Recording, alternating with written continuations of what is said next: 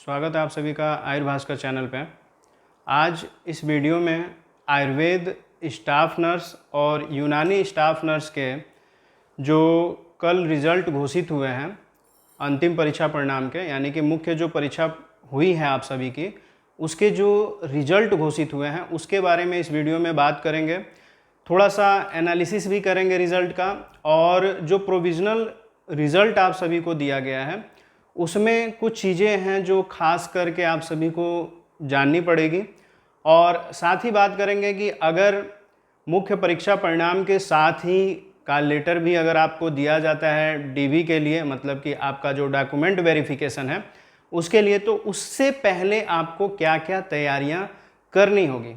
तो वीडियो में लास्ट तक बने रहिएगा, एक एक चीज़ को बहुत ही गंभीरता से समझने का प्रयास कीजिए, क्योंकि आज तक आयुर्भास्कर इंस्टीट्यूट के द्वारा जो भी जानकारी आपको दी गई है, सारी जो जानकारी है सुस्पष्ट है और सटीक जानकारी आप सभी को दी गई। बीच में आप सभी ने देखा भी होगा कि भर्ती प्रक्रिया में थोड़ी सी बाधा भी आ गई थी, जैसे लग रहा था कि भर्ती निरस्त हो जाएगी, लेकिन हम ही और हमारा इंस्टीट्यूट ही है जिन्होंने आप सभी के साथ सुचारू रूप से चालू रखा और किसी भी तैयारी के अंतर्गत कोई कमी करने का प्रयास नहीं किया। हमने सारी चीज़ें, जैसे पहले जो चीज़ें चल रही थी वो थोड़ी सी भर्ती प्रक्रिया में बाधा आने के बावजूद भी उस चीज़ को लेकर के हमने चला और उसको पूरा भी किया।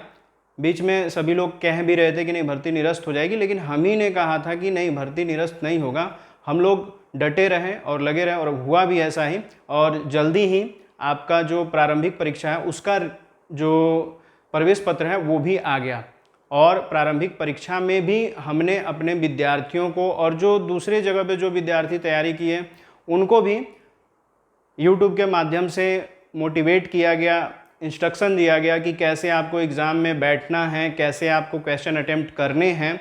और ये भी बताया गया कि ज़्यादा क्वेश्चन अटेम्प्ट करने का प्रयास मत कीजिएगा, क्योंकि नकारात्मक अंकन इस परीक्षा में है। तो जिन्होंने माना उन्होंने अच्छा परीक्षा परिणाम प्राप्त किया। कुछ कमियां रह गई विद्यार्थियों से भी, कुछ तैयारियों में आपने कमी रख दी और कुछ चीज़ें आपके समझ से परे थी, तो थोड़ा सा समझने में भी समय लगा, क्योंकि पहली बार आयुर्वेद स्टाफ नर्स, यूनानी स्टाफ नर्स की लिखित परीक्षा के द्वारा चयन प्रक्रिया जो है, भर्ती की चयन प्रक्रिया जो है चल रही है उत्तर प्रदेश में, तो ये सभी के लिए नया था। लेकिन जिन्होंने समझा अच्छे से और इसे अंतिम मौका समझ करके अच्छा प्रयास किया, उन्होंने उपलब्धि प्राप्त की है। तो चलिए देखते हैं क्या चीज़ें आपके परीक्षा परिणाम में जाननी है आपको और सजग रहना है। वैसे तो सभी जो भी आयुर्वेद स्टाफ नर्स हैं और जो भी यूनानी स्टाफ नर्स के अभ्यर्थी हैं जो मुख्य परीक्षा में चयनित, मुख्य परीक्षा में उत्तीर्ण हुए हैं और स्टाफ नर्स के पद पे चयन की प्रक्रिया से बस थोड़े से कह सकते हैं कि एक कदम दूरी पर हैं, तो सभी को आयुर्भास्कर इंस्टीट्यूट की तरफ से बहुत बहुत शुभकामनाएं। और एक तरह से हम तो आशा करेंगे कि जो भी विद्यार्थी, जो भी छात्र छात्राएं हमारे द्वारा ऐप पर पढ़ाए गए हैं या यूट्यूब पे भी आपने थोड़ा सा भी ज्ञान अर्जन किया होगा, तो आप कमेंट बॉक्स में अपनी उपस्थिति जरूर दर्ज कीजिएगा। और जो भी आपको बात करनी है, आप हमारे जो इंस्टीट्यूट का ऑफिशियल नंबर है उस पर आप कॉल कर सकते हो। जो हमसे मिलना चाहते हैं एग्ज़ाम के बाद, क्योंकि सभी की इच्छा होती है कि जो आपका गुरु है, जिन्होंने आपको सफलता की सीढ़ी तक पहुंचाया है, उससे आप मिलना चाहते हैं, तो अगर इस तरह के कुछ पर्सनल टॉक भी करना चाहते हैं तो आप हमारे इंस्टीट्यूट के नंबर पे कॉल कर सकते हैं। हमसे मिलना चाहते हैं तो आप वहां से अपॉइंटमेंट भी बुक कर सकते हैं। तो हम सभी मिलकर के इस उत्सव को एक तरह से सेलिब्रेट करेंगे। तो चलिए देखते हैं। सबसे पहले हम बात करेंगे आयुर्वेद स्टाफ नर्स के मुख्य परीक्षा परिणाम की, और इसमें क्या चीज़ें हैं जो आपको समझना बहुत ही ज़रूरी है। जैसे यहाँ पे जो विज्ञप्ति है जारी की गई है लोक सेवा आयोग के द्वारा, जिसमें कहा गया है कि विज्ञापन संख्या A4E1/2023 दिनांक 4/9/2023 यानी कि 4/9/2023 को ये नोटिफिकेशन जारी किया गया था, जिसके अंतर्गत स्टाफ नर्स आयुर्वेद पुरुष और महिला परीक्षा 2023 की मुख्य परीक्षा दिनांक 23 फरवरी 2025, यानी कि मुख्य परीक्षा 23 फरवरी 2025 को हुई थी, आयोजित की गई थी, जिसमें महिला संवर्ग के महिला संवर्ग के 87 अभ्यर्थी प्रारंभिक परीक्षा में पास हुए थे, उनको बुलाया गया था मुख्य परीक्षा के लिए। यानी कि 87 अभ्यर्थी महिला थी जिन्हें मुख्य परीक्षा में चयनित किया गया था, बुलाया गया था मुख्य परीक्षा के लिए, वो सफल थे। और पुरुष संवर्ग के 7 अभ्यर्थी थे जो मुख्य परीक्षा में सम्मिलित हुए थे। प्रश्नगत परीक्षा में महिला संवर्ग की कुल 162 रिक्तियों के सापेक्ष, यानी कि आपको पता है कि जो सीटें थीं कम हो गई बाद में, लगभग ये जो सीटें थीं कम हुई, तो जिसमें 162 महिला की सीट हो गई और 85 जो थी वो पुरुष की सीट हो गई, जिसके अंतर्गत अगर देखा जाए तो पुरुष संवर्ग की 18 रिक्तियों के सापेक्ष 6 अभ्यर्थियों को औपबंधिक रूप से सफल घोषित किया गया है।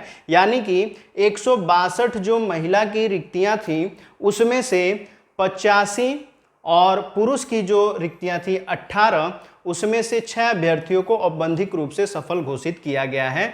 यानी कि 85 महिला और 18 में से 6 अभ्यर्थी जो हैं पुरुष, ये सफल हुए हैं, मुख्य परीक्षा में सफल घोषित किए गए हैं। तो ये चीज़ आप अपने दिमाग में रख लीजिएगा। अभी आप यहाँ पे भी देखें तो 87 महिला अभ्यर्थी जो थे वो मुख्य परीक्षा में बैठे थे और 7 जो पुरुष अभ्यर्थी थे वो मुख्य परीक्षा में बैठे थे, लेकिन 87 में से बस 85 ही चयनित हुए हैं, यानी कि सफल घोषित हुए हैं, और 7 में से 6 पुरुष ही जो है सफल घोषित हुए हैं। यानी कि पुरुषों में एक जो है असफल हुए या किसी कारणवश जो है उनका चयन नहीं हुआ या वो सफल घोषित नहीं किए गए हैं। और इसमें महिला अभ्यर्थी में 2 ऐसे कैंडिडेट हैं जिनको चयनित नहीं किया गया, तो वो भी कोई कारण हो सकता है, एग्जाम भी कारण हो सकता है या कुछ सर्टिफिकेट वेरिफिकेशन संबंधित कोई त्रुटि हो सकती है जिसके कारण उनका जो है चयन इसमें नहीं हुआ या वो सफल नहीं किए गए, सफल घोषित नहीं हुए हैं, सफल ही कह सकते हैं। देखिए दूसरी पॉइंट में अगर पढ़ें तो प्रश्नगत परीक्षा परिणाम पूर्णतः औपबंधिक है। औपबंधिक रूप से सफल घोषित सभी अभ्यर्थियों के मूल प्रमाण पत्र आदि के मिलान सत्यापन के उपरांत एवं उनके सही पाए जाने पर उनकी संतुष्टि आयोग द्वारा शासन विभाग को प्रेषित की जाएगी।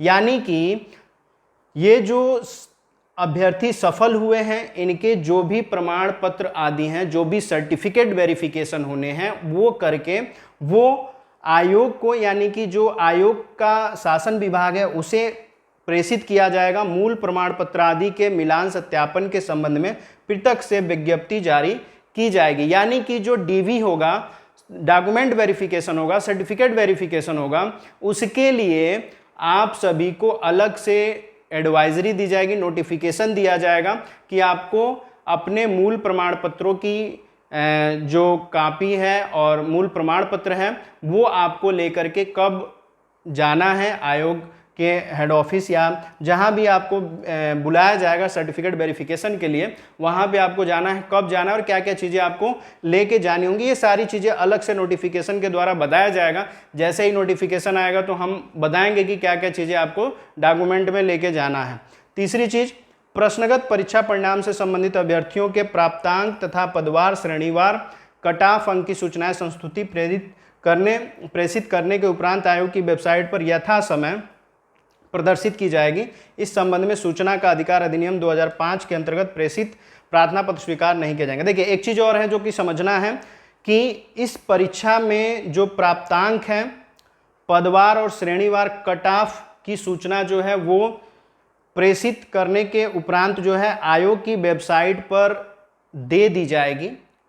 लेकिन इसमें आप जो है आरटीआई नहीं डाल सकते हो कि नहीं हमें बताइए कि जो मुख्य परीक्षा में जो सम्मिलित हुए थे उनका कितना मार्क है और श्रेणीवार कितना कट ऑफ उनका गया है।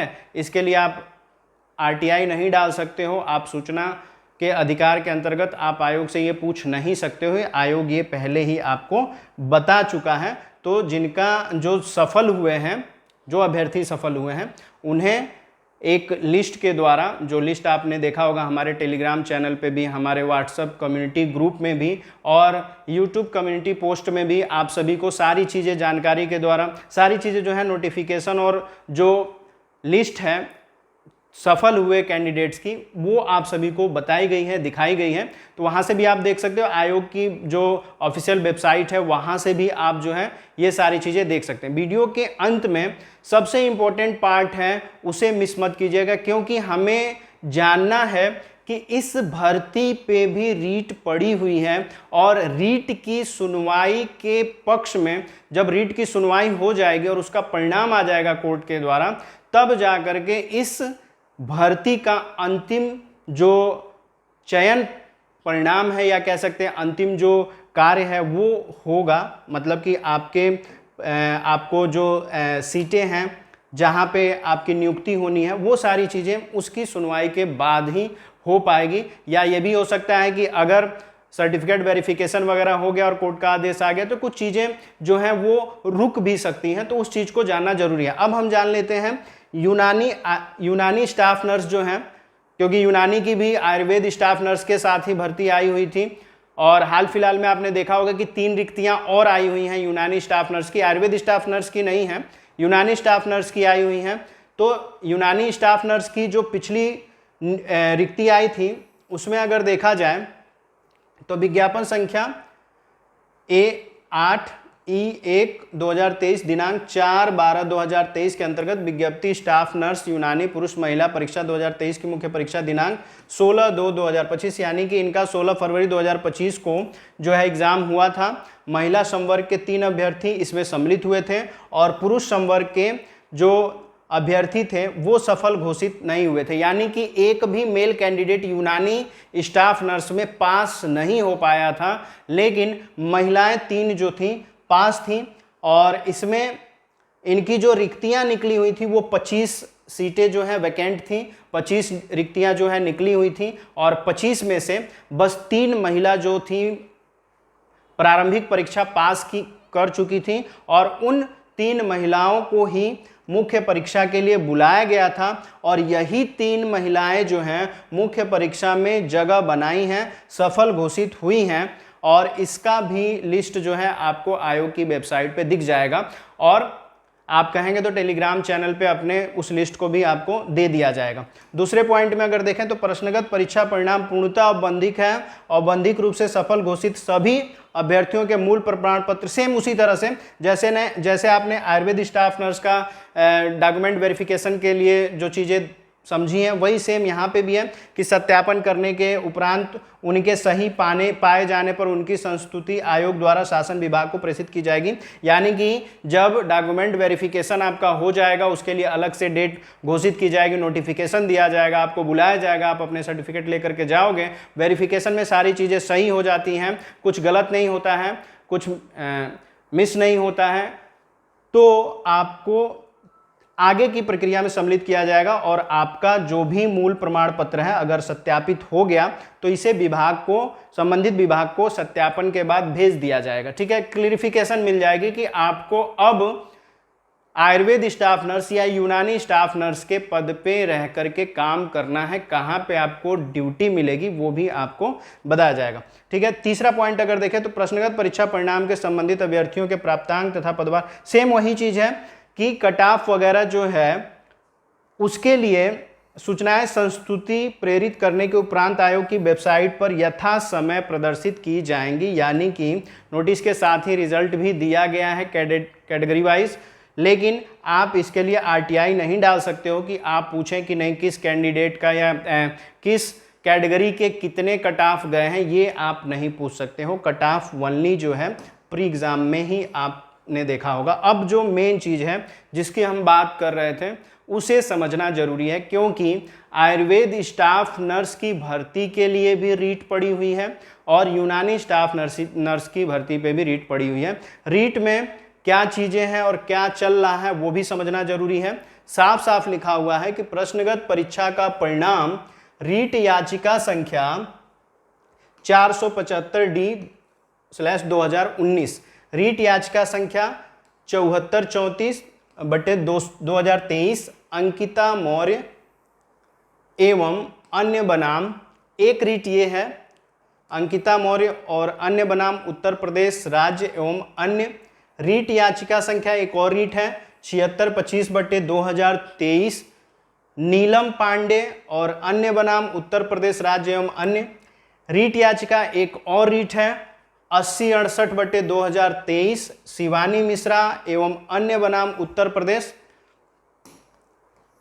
प्रदेश राज्य एवं अन्य। एक और रीट है 9471/2024 जैंसी देवी यादव एवं अन्य बनाम उत्तर प्रदेश राज्य में पारित अंतिम निर्णय के अधीन होगा। यानी कि जो रीटें पड़ी हैं, यानी कि रीट संख्या 7434/23, 7625/23, 8068/2023 और 9471/2024, ये सारे जो रीट हैं इनकी सुनवाई के बाद से जो निर्णय आएगा उस निर्णय के अधीन ही आपकी भर्ती होगी। अगर निर्णय सकारात्मक आएगा तो आपको पदभार मिलेगा, आपको जो परीक्षा आपकी कराई गई है, जिस हिसाब से जो चीज़ें हुई हैं वो आपको दिया जाएगा। अगर नकारात्मक आएगा तो कुछ चीज़ें जो हैं रुक सकती हैं, लेकिन हमारा मानना ये है कि भर्ती जो है क्लियर कट आपकी हो चुकी है और आपको जो है आप डीबी के बाद जो है आपको नियुक्ति दे दी जाएगी। ऐसा हमारा मानना है कि डीबी के बाद आपको नियुक्ति दी जाएगी। लेकिन जो आपने देखा होगा रिजल्ट जो आपको दिया गया है, कैंडिडेट के जो लिस्ट दी गई है, सभी के नीचे अंग्रेजी में ये चीज़ें जो है मेंशन हैं। वही चीज़ हम आपको हिंदी में यहाँ पे बता रहे हैं कि आपकी भर्ती पे जो रीटें पड़ी हुई हैं उन रीट में 7434/2023, 7625/2023, 8068/2023, 9471/2024 ये जो है रीटें इनकी सुनवाई हो रही है। और जब इसका निर्णय आएगा तो उसके बाद से ही चयन की अंतिम प्रक्रिया जो है आगे बढ़ेगी, या हम उसको मान सकते हैं कि अगर कोर्ट आदेश कर देता है तो चयन की जो स्थिति है वो सही हो जाएगी, साफ हो जाएगी। एक और रीट है अन्य रीट याचिका संख्या 10-15-3/2024 कुमारी सोनू बनाम उत्तर प्रदेश राज्य एवं अन्य, और रीट याचिका संख्या 11009/2024 एकलेश कुमारी एवं अन्य बनाम उत्तर प्रदेश राज्य एवं अन्य। तो आपको ध्यान में क्या रखना है, अगर कोई कहे कि भर्ती रुक गई है, ये हो गया वो हो गया, तो कुछ नहीं समझना है। आप बस ये समझिए कि इतनी रीटें आपकी भर्ती के लिए पड़ा होगा, किन्हीं को आपत्ति होगी, किन्हीं को कोई चीज़ें इस भर्ती से शिकायत होगी, किन्हीं को कुछ अपनी बातें भी रखनी होंगी। तो माध्यम बस कोर्ट है और कोर्ट में रीट के द्वारा जो है, जो भी यहाँ पे आप देख सकते हैं याची जो भी हैं, उन्होंने अपनी गुहार लगाई होगी, अपने वकील के द्वारा अपनी बात कहनी चाहिए होगी। तो कोर्ट ने उन चीज़ों को अभी निर्णय के अंतर्गत ही रखा, अभी निर्णय नहीं दिया है, सुनवाई चल रही है। और जब सुनवाई हो जाएगी, निर्णय आ जाएगा, तभी जो है ये पूरी चयन प्रक्रिया को हम सटीक मान सकते हैं, पूरी तरह से हम निश्चिंत हो सकते हैं कि अब जो है आप अपना कार्यभार संभाल सकते हो, या जो है आप अस्थायी रूप से नौकरी कर सकते हो। ठीक है, ये हो गया। अब यूनानी की देख लेते हैं। यूनानी जो स्टाफ नर्स हैं उनकी भर्ती पे भी रीट पड़ी हुई है। प्रश्नगत परीक्षा का परिणाम रीट याचिका संख्या, जो परिणाम आपका मुख्य परीक्षा जो घोषित हुई है उसके लिए साफ साफ लिखा हुआ है कि 475D/2019 एवं रीट याचिका संख्या 9263/2024 श्री मेहदी हसन एवं 7 अन्य बनाम UPPSC एवं 3 अन्य में पारित अंतिम निर्णय के अधीन होगा। इसमें भी जो रीट पड़ी हुई है 9263/2024, इस रीट के अंतिम निर्णय के अधीन ही होगा। चयन प्रक्रिया जो होगी वो अंतिम निर्णय के अधीन ही होगी। तो ये भी क्लियर कट साफ साफ जो है आयोग के रिजल्ट का जो परिणाम आया है उसके नीचे ये सारी चीज़ें मेंशन हैं, आप अच्छे से पढ़ करके समझ सकते हैं। और जो हमें समझाना था वो हमने आपको समझा दिया। अब सबसे इम्पोर्टेंट चीज़ ये है, ये तो होती रहेगी जो भी चीज़ें हैं। अभी आप अगर देखें तो जब आपका नोटिफिकेशन आया था भर्ती का, तभी से जो रीटें हैं वो पड़ी हुई हैं और इस पर सुनवाई जो है चल रही है, और जो निर्णय आएगा वो सभी के समक्ष होगा। और सभी को बताया भी जाएगा और जो चयन प्रक्रिया चल रही है वो होगी ही, क्योंकि हमने बता दिया कि ये चीज़ें जो हैं क्लियर हो जाएंगी, क्योंकि सीटें जो हैं आयुर्वेद स्टाफ नर्स में इसी के वजह से थोड़ी सी कम हुई हैं। 300 सीटें थी, उसको कम किया गया, आपको अच्छे तरीके से पता है, कम हो गई सीटें। तो उसी हिसाब से जब कम हुई हैं तो कुछ रीट के वजह से ही कुछ चीज़ें जो हैं चेंज हुई थी। अब इसमें जो सबसे इम्पोर्टेंट चीज़ ये है कि अगर डीवी के लिए बुलाया जाता है तो आपके पास क्या क्या चीज़ें होनी चाहिए। डीवी डॉक्यूमेंट वेरिफिकेशन के लिए अगर बुलाया जाता है तो आयुर्वेद स्टाफ नर्स और यूनानी स्टाफ नर्स के पास क्या क्या चीज़ें जो हैं रहनी चाहिए। ठीक है, क्या क्या चीज़ें रहनी चाहिए। तो सबसे नंबर 1 पे आपके पास आपका आधार कार्ड रहना चाहिए, जिसमें आपका नाम, आपका एज यानी कि डेट ऑफ बर्थ क्लियर होना चाहिए, एड्रेस आपका क्लियर होना चाहिए, एड्रेस भी आपका सही होना चाहिए। और इसके अतिरिक्त अगर देखा जाए तो फादर्स नेम अगर मेंशन है तो वो भी सही तरीके से होना चाहिए, हस्बैंड नेम अगर मेंशन है तो वो भी सही होना चाहिए। इसके अतिरिक्त आधार कार्ड के अतिरिक्त जो है आपके पास आपका जीएनएम यानी कि आयुर्वेद उपचारिका फर्स्ट ईयर का, थर्ड ईयर यानी कि फाइनल अंतिम वर्ष का, और प्रसूति का ओरिजिनल रिजल्ट होना चाहिए। ठीक है, ये आपके पास होना ही चाहिए। साथ ही साथ आपके पास जीएनएम का रजिस्ट्रेशन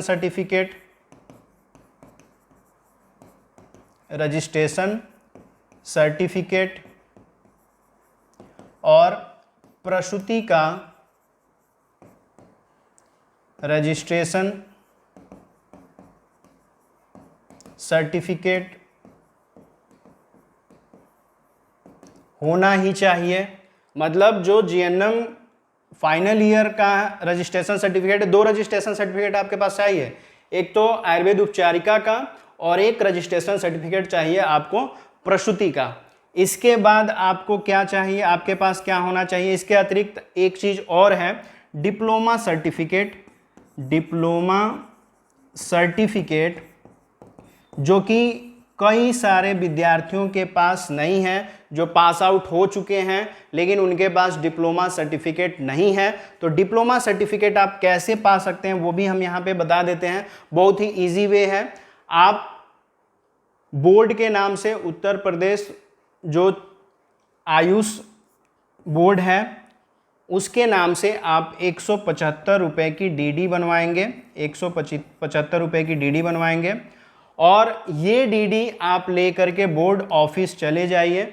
बोर्ड ऑफिस जा करके आप डिप्लोमा सर्टिफिकेट का फॉर्म मांग लेंगे, फॉर्म भर के वहाँ पे आप जमा करोगे तो हाथों हाथ आपको डिप्लोमा सर्टिफिकेट भी दे दिया जाएगा। वैसे तो समय लगता है, 20 से 25 दिन का समय लगता है या आपके घर पे ये कोरियर से भेजा जाता है। लेकिन अगर डीवी की बात है, डॉक्यूमेंट वेरिफिकेशन की बात है और उसमें ये चीज़ चाहिए तो ये आपको हाथों हाथ दे दिया जाएगा। अगर एक दिन में ना दिया जाए तो 2-3 दिन में आपको मिल जाएगा। लेकिन हम कहेंगे वीडियो देखने के बाद आप इस चीज़ में लग जाइए अगर आपके पास डिप्लोमा सर्टिफिकेट नहीं है तो, क्योंकि हम नहीं चाहते कि किसी भी चीज़ के वजह से आप जो है थोड़ा सा भी चूक करें। ठीक है, तो ये डिप्लोमा सर्टिफिकेट हो गया और बाकी जीएनएम के अंतर्गत जो चीज़ें हैं वो बता दी गई। और सबसे इंपॉर्टेंट चीज़ ये है कि आपके पास 10th का अगर रिजल्ट सनद अलग अलग है तो रिजल्ट और सनद यानी कि आपका सर्टिफिकेट दोनों चाहिए। मतलब 2018 तक की अगर बात करें तो रिजल्ट और सनद 2018 कह रहे हैं कि जो पहले के पास आउट हैं, जो पुराने स्टूडेंट हैं 2007 के, 2006 के या उसके पहले के, तो हाई स्कूल में रिजल्ट और सर्टिफिकेट दोनों अलग अलग आता था। अब तो बाद में जब बच्चे 2009 के बाद अगर देखा जाए, 10-11 के बाद देखा जाए तो रिजल्ट और सर्टिफिकेट दोनों एक ही में आने लगा, ठीक है। तो जो अलग अलग है जिनके पास, वो रिजल्ट और सनद दोनों चीज़ें इकट्ठा कर लेंगे। 12th में भी यही सेम चीज़ चाहिए, रिजल्ट और सनद यानी कि सर्टिफिकेट आपके पास होना ही चाहिए। इसके अतिरिक्त आपके पास जो है, ये तो हो गया 5 नंबर पे। 6 नंबर पे आपके पास क्या होना चाहिए, कास्ट सर्टिफिकेट। अगर आपने कोई कैटेगरी चूज की है, अगर आप ओबीसी हो तो ओबीसी का सर्टिफिकेट आपके पास होना चाहिए। अगर आपने एससी सेलेक्ट किया है तो एससी का होना चाहिए, एसटी अगर किया है तो एसटी का होना चाहिए। अगर ईडब्ल्यूएस में आपने सेलेक्ट किया है तो ईडब्ल्यूएस में होना चाहिए, या आप दिव्यांग कैटेगरी से आते हो तो उसका भी सर्टिफिकेट आपके पास होना चाहिए। तो कास्ट का हो गया। इसके अतिरिक्त आपके पास डोमिसाइल भी होना चाहिए, आपके पास आपका मूल निवास प्रमाण पत्र भी आपके पास होना ही चाहिए। प्री एग्ज़ाम के समय में बताया गया था कि जितने भी अभ्यर्थी हैं उनके पास पिता पक्ष का जो है जाति प्रमाण पत्र होना चाहिए। तो पिता पक्ष का कहने का मतलब ये है कि आपका जहाँ पे जन्म हुआ उसके हिसाब से आपकी जाति निर्धारित हो रही है, तो वहाँ की जाति आपके पास होनी चाहिए। तो आपने प्री एग्ज़ाम के बाद जब मुख्य परीक्षा में सम्मिलित आपको होना था तो आपने बनवाया ही होगा, तो वो चीज़ें यहाँ पे हो जा रही हैं। तो ये सर्टिफिकेट आपके पास जो है, जो इम्पोर्टेंट है, जो बिल्कुल आपके पास होना ही चाहिए। अगर नहीं होगा तो डीवी में दिक्कत आ सकती है। आ रहा समझ में, सारी चीज़ें आपके पास होना चाहिए। और हम तो ये भी कहेंगे कि आपने फॉर्म भरते समय जो हाँ पासपोर्ट साइज फोटोग्राफ आपने लगाया होगा वो भी आप फोटोग्राफ आप रखिएगा। अपना जो एडमिट कार्ड है दोनों एग्ज़ाम के, तो एडमिट कार्ड तो सेम ही थे, तो एडमिट कार्ड भी आपके पास होना चाहिए। तो ये सारी चीज़ें आपके पास पूरी तरह से होना ही चाहिए, कोई भी इसमें मलाल नहीं होना चाहिए। ये सारी चीज़ें आपके पास होना चाहिए। Aadhaar card, GNM first year, third year यानी कि फाइनल ईयर का, प्रसूति का ओरिजिनल रिजल्ट वगैरह, जीएनएम का रजिस्ट्रेशन सर्टिफिकेट, प्रसूति का registration certificate, diploma certificate, 10th का रिजल्ट और सर्टिफिकेट, 12th का रिजल्ट और सर्टिफिकेट, कास्ट सर्टिफिकेट, और डोमिसाइल अगर आपके पास है तो डोमिसाइल भी होना ही चाहिए। इसमें आपको आय प्रमाण पत्र की कोई आवश्यकता नहीं है, ठीक है, समझ में आ रहा है। तो ये सारी चीज़ें आपके पास होनी चाहिए, और यही सारी चीज़ें जो हैं यूनानी स्टाफ नर्स के पास भी होनी चाहिए। उनमें थोड़ा सा अलग है, प्रसूति का जो रजिस्ट्रेशन सर्टिफिकेट है वो नहीं होता है, उनके लिए अलग सर्टिफिकेट होता है, तो वो आप देख लीजिएगा। और बाकी ये सारी चीज़ें आपको भी चाहिए, और इसी तरह से सारी चीज़ें आपके पास मूल रूप में होनी चाहिए। जब डीवी के लिए बुलाया जाए तो आप एक अच्छी फाइल में सारी चीज़ें सही क्रम से आप रख लीजिएगा। वैसे नोटिफिकेशन आएगा डीवी का तो हम आपको बताएंगे कि किस तरह से फाइल में आपको अपने डॉक्यूमेंट रखने हैं, और अगर कुछ पूछा जाता है डीवी के समय, वैसे तो डॉक्यूमेंट वेरिफिकेशन ही किया जाता है, लेकिन अगर कुछ पूछा जाए तो किस तरह से आपको जवाब देना है, ये सारी चीज़ें भी आपको जैसे ही नोटिफिकेशन आता है तो अपने नेक्स्ट वीडियो में आपको ये सारी चीज़ें अच्छे तरीके से आपको स्टेप बाय स्टेप समझा दिया जाएगा। तो हमारे साथ आयुर्भास्कर यूट्यूब चैनल पे आप लोग बने रहिए, और जो भी स्टूडेंट हमारे चैनल पे नए हैं चैनल को सब्सक्राइब कर लीजिए, और चैनल सब्सक्राइब करने के बाद से बेल आइकन जरूर दबाइए, ताकि जो करंट वीडियो आती है वो आपको तुरंत जो है नोटिफिकेशन के माध्यम से तुरंत पता चल जाए, और आप कोई भी इंपॉर्टेंट अपडेट जो है मिस ना करें। इसलिए बेल आइकन जरूर दबाइए। और सबसे इंपॉर्टेंट चीज़, अगर आपको हमारे सभी सोशल अकाउंट से जुड़ना है तो आप वीडियो के डिस्क्रिप्शन में चले जाइए, हमारे फेसबुक पेज, हमारा व्हाट्सएप कम्युनिटी ग्रुप जो है, टेलीग्राम चैनल है, इनके सभी लिंक जो है आपको वीडियो के डिस्क्रिप्शन में मिल जाएगा। वहाँ से लिंक क्लिक करके आप हमसे जुड़ जाइए, ताकि एग्ज़ाम से रिलेटेड कोई इन्फॉर्मेशन हो, भर्ती से रिलेटेड कोई इन्फॉर्मेशन हो, या हाल ही में कोई नई नियुक्ति आने वाली है या उसमें कोई अड़चन है या कोई रीट की बात है, कोई भी जो जानकारी है, अगर आप उससे अप टू डेट रहना चाहते हैं तो अभी आप हमें फॉलो कर लीजिए। अगर परीक्षा परिणाम से संबंधित कोई जानकारी आपको चाहिए तो हमारे इंस्टीट्यूट के नंबर पे भी आप कॉल कर सकते हैं। कमेंट बॉक्स में भी आप अपने कमेंट लिख सकते हैं, या अगर आपको वीडियो से रिलेटेड कोई इन्फॉर्मेशन बतानी है या अगर नहीं समझ में आई तो आप कमेंट बॉक्स में ज़रूर लिखिए। वीडियो में लास्ट तक बने रहने के लिए आप सभी का बहुत बहुत धन्यवाद।